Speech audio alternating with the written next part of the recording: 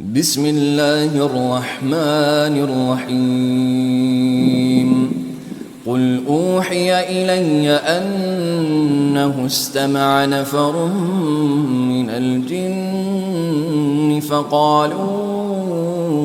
إنا سمعنا قرآنا عجبا يهدي إلى الرشد فآمنا به ولن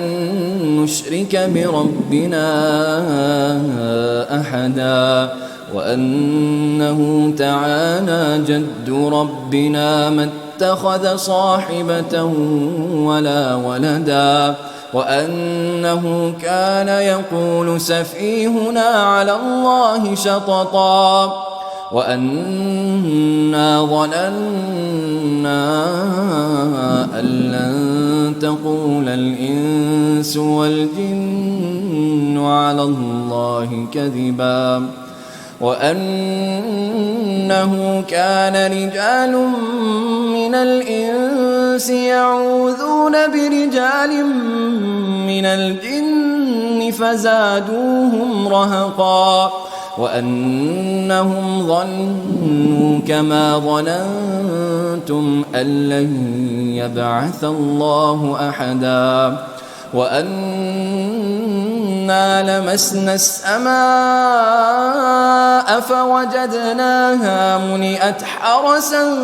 شديدا وشهبا وأنا كنا نقعد منها مقاعد للسمع فمن يستمع الآن يجد له شهابا رصدا وأنا لا ندري أشر أريد بمن في الأرض أم أراد بهم ربهم رشدا وأنا منا الصالحون ومنا دون ذلك كنا طرائق قددا وأنا ظننا أن لن نعجز الله في الأرض ولن نعجزه هربا وأنا لما سمعنا الهدى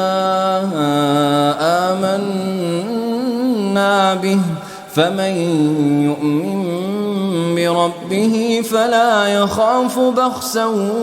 ولا رهقا وأنا منا المسلمون ومنا القاسطون فمن أسلم فأولئك تحروا رشدا وأما القاسطون فكانوا لجهنم حطبا وأن لو استقاموا على الطريقة لأسقيناهم ماء غدقا لنفتنهم فيه ومن يعرض عن ذكر ربه يسلكه عذابا صعدا وأن المساجد لله فلا تدعوا مع الله أحدا وأنه لما قام عبد الله يدعوه كادوا يكونون عليه لبدا قل إنما أدعو ربي ولا أشرك به أحدا قل إني لا أملك لكم ضرا ولا رشدا قل إني لن يجيرني من الله أحد ولن أجد من دونه ملتحدا إلا بلاغا من الله ورسالاته ومن يعص الله ورسوله فإن له نار جهنم خالدين فيها أبدا حتى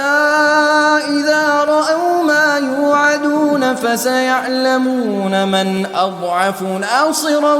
وأقل عددا قل إن أدري أقريب